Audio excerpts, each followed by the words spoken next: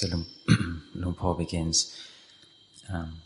Today I would like to offer some reflections and give the opportunity for those of you who may still have doubts regarding the practice. I'll try to help allay those doubts. So how should we practice, really? What we're doing is to practice and training our minds, and we have to learn how to do this easily. Practicing meditation, sometimes the mind is not peaceful. Difficulties arise. There are obstacles sometimes. So the practice is something we have to do. The key in our lives is the mind itself. All of us, human beings, whatever culture, race, age we are, we have mind at the heart of our lives. Mind is that which gives rise to all phenomena. So the Buddha taught that mano pubangama dhamma mano setha mano maya. This means mind is the forerunner of things. Mind made of things. Mind is the chief. Everything comes from the mind. Why did the Buddha teach in this way? All of you come from various different countries in the world, but you're here to build up and develop yourself in line with wholesome qualities. You're practicing to develop and improve yourself, and this will lead to peace and happiness arising in the mind. So the crucial role of the mind is what we have to understand and develop ourselves to become good people, people of good character and temperament, and this in turn will lead to happiness and ease. No one wants dukkha, suffering. We all want sukha or happiness. All nationalities, all people, even all animals, their aspiration is always for happiness. All animals, all living beings have what we call a jit vinyan, a consciousness, a mind. And that is that which knows and experiences the arising of happiness and the arising of suffering. But animals, the quality or the state of their mind is lower.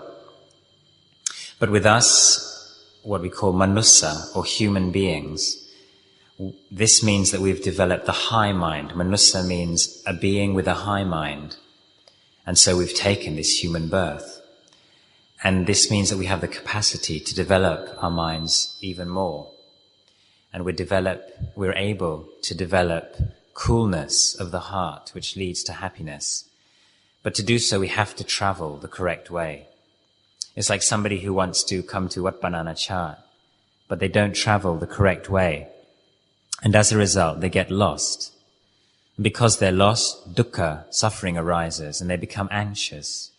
But if you want to come here, and you do travel the correct way, then when you get here, you feel happy and sabai, and peaceful and at ease. So knowing very clearly that our destination, the goal of our lives is happiness, then we have to understand how to walk the correct way. The correct way is the way of sati, panya, mindfulness and wisdom. It's a way of intelligence. It's a way of understanding causes and conditions. If the causes are not good, then dukkha, suffering arises. Simply put, this what we call the law of karma. All of us have the goal of goodness, and goodness is that which leads directly to happiness. And so it's important to choose to know the difference between the right way and the wrong way, and know that the right way is what leads to peace of mind. When our minds are peaceful, we see everything very clearly. But if there's no peace, no samadhi, then it's hard to see what's right or wrong. If the mind is not peaceful, then it's difficult to know. It's confused and chaotic because of what we call kilesa, tanha, defilements and craving in our mind. Greed anger and delusion are in the mind. Kilesas are not elsewhere. You find them in your heart, in your mind. Wherever we go in the world, kilesa is to be found in our minds. And when the mind is not still, it doesn't see this. But when the mind is still, it sees very clearly. When greed arises, see it arising in your hearts. When anger arises, see it there. So this is where we have to look.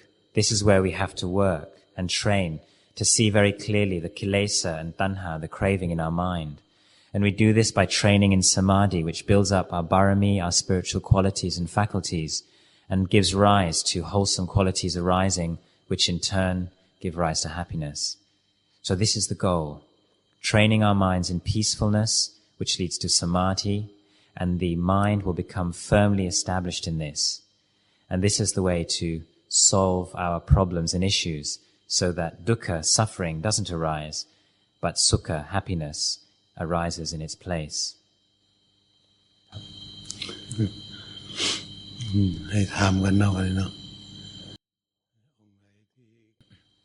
So now, Thanajan, Luang Por is inviting us, the Sangha and also the lay people here, to, if anybody has any questions to ask, particularly regarding the development of meditation practice, any obstacles or any doubts, Luang Por's happy to answer from the very beginning stages of practice, or perhaps if there is already some samadhi developed, then perhaps advice with regard to developing further the correct way to build on our practice. So now is a chance to ask any questions. So the question was from Ajahn Punyo. He's about to travel back to the West, and after living in Thailand for a while, and here in Thailand the conditions are very conducive and supportive to meditation practice, but in the West it's a lot busier, and so it's not so supportive. So what advice would Luang Por have for him to maintain and support meditation practice? So Luang Por's answer was that it's important simply to, at first, to make a very clear determination that anywhere you are, you're determined to practice and to bhavana, to develop your mind.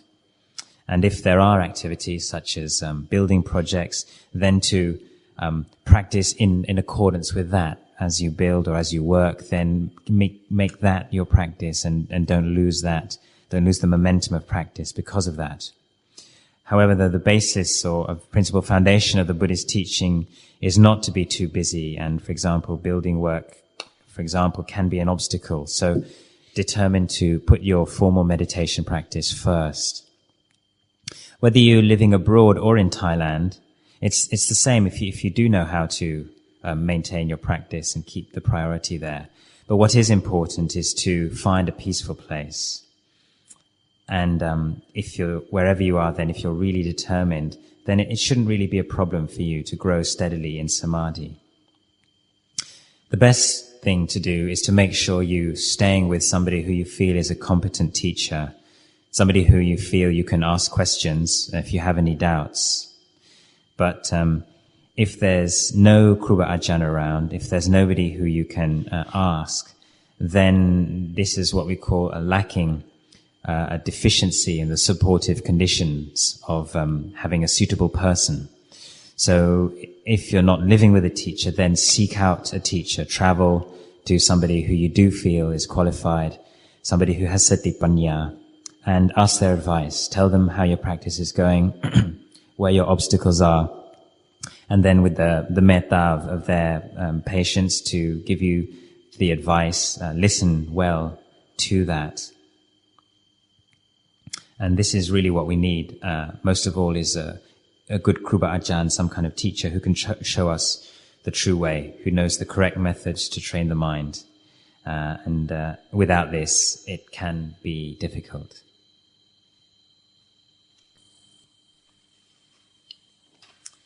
So the question from Tanyanika was that he's now living in in solitude, in a very quiet samlaksong with very little duties or work. So how to structure his time and keep his mind in a wholesome space, because sometimes it can fall, and to maintain and develop a continuity of practice.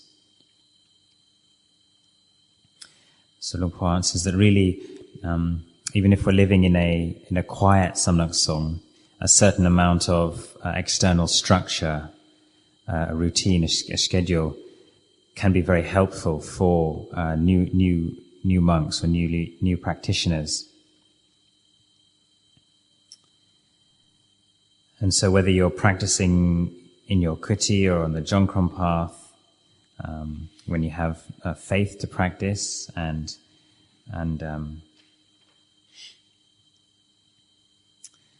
there's no need to, and the practice is going easily, and your mind sometimes does attain certain samadhi. The mind, it becomes peaceful. Then if the bell goes and you have to come out and do chores or have activity, then that can be an obstacle. But if we've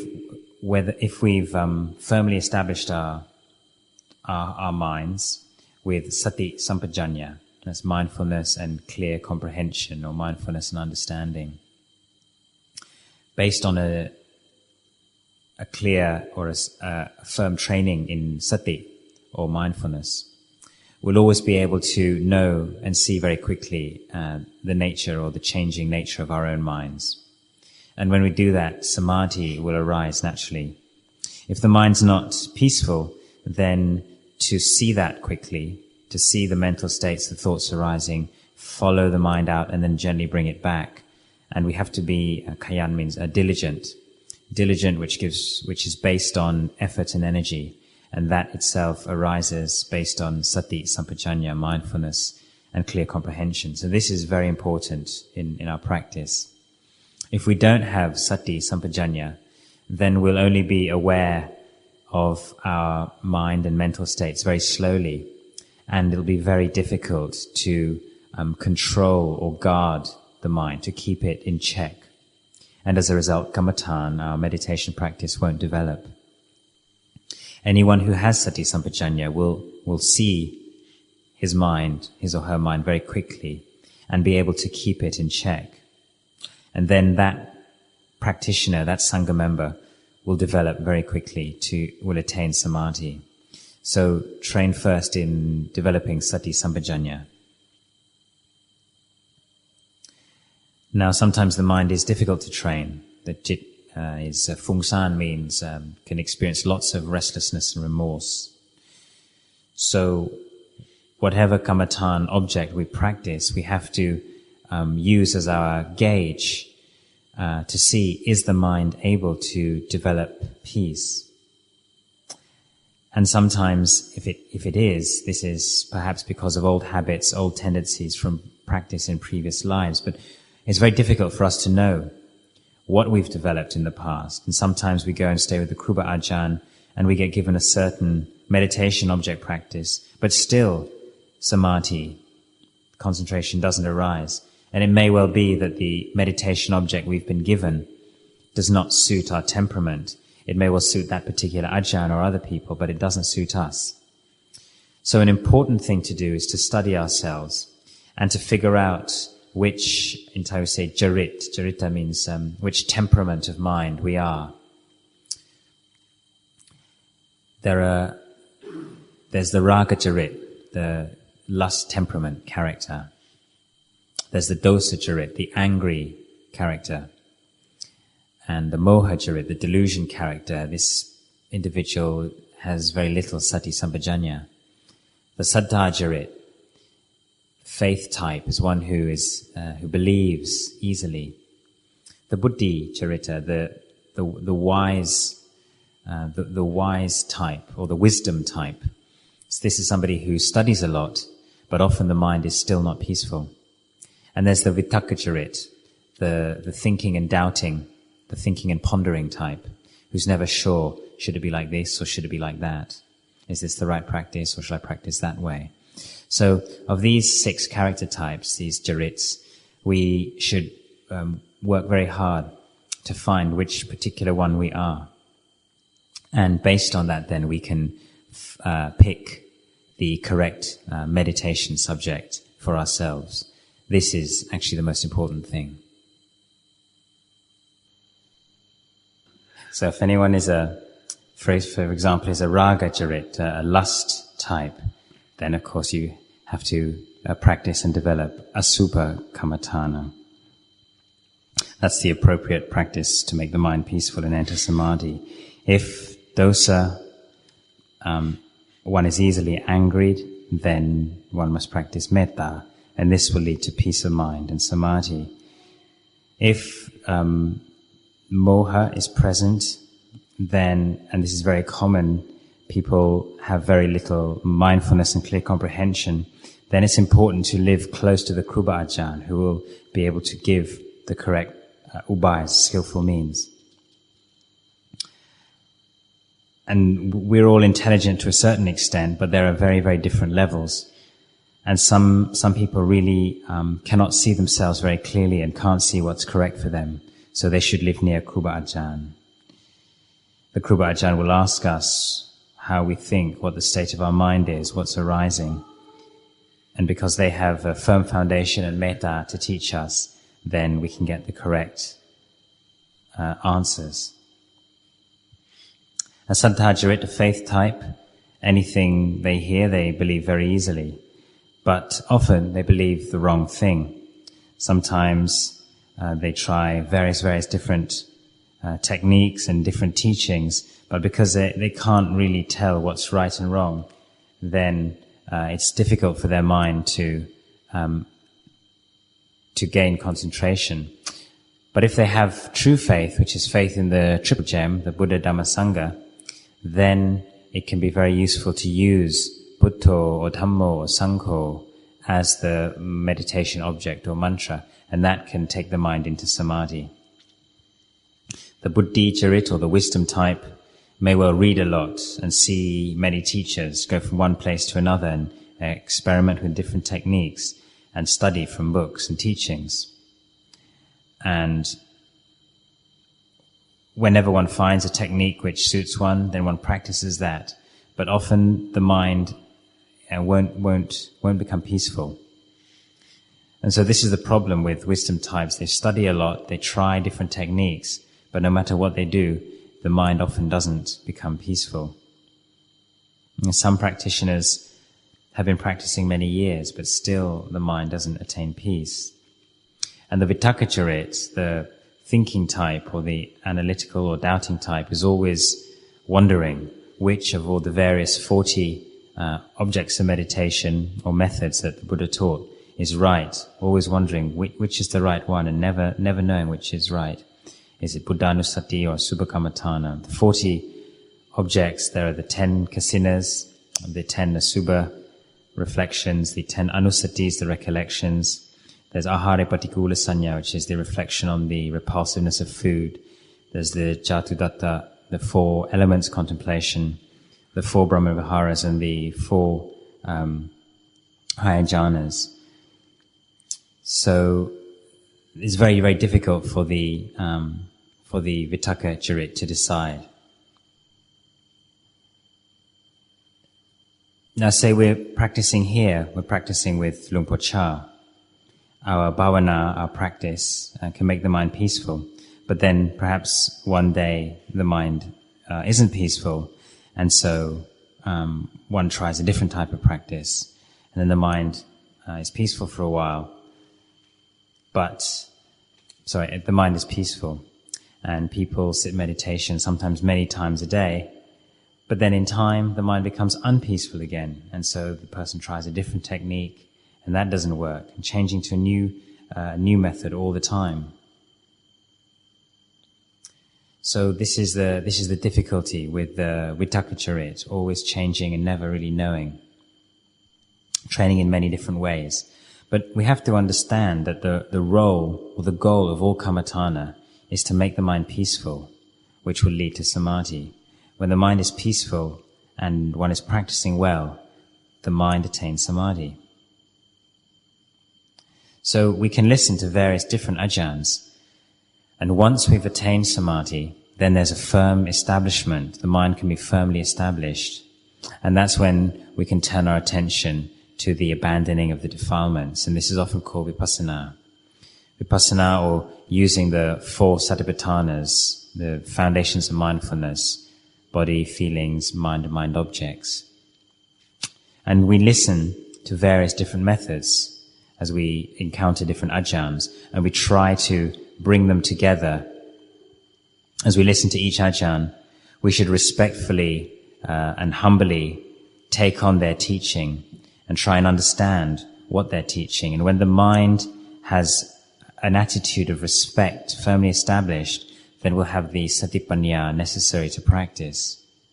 But if we find we only like one particular teaching or one style and not the others, we don't like the way the others train us to investigate, then it means we're still not really ready. So all of you, one thing to reflect on is ask yourself, can you accept the teachings or the styles of teachings from various different teachers? Because this will be of great help when it comes to abandoning the kilesas. Because the kilesas are very subtle. You have to see them clearly, and only then will you be able to abandon the kilesas. And so this is the progressive step towards abandoning the kilesas. We start with making the mind peaceful, leads to samadhi, and then investigating.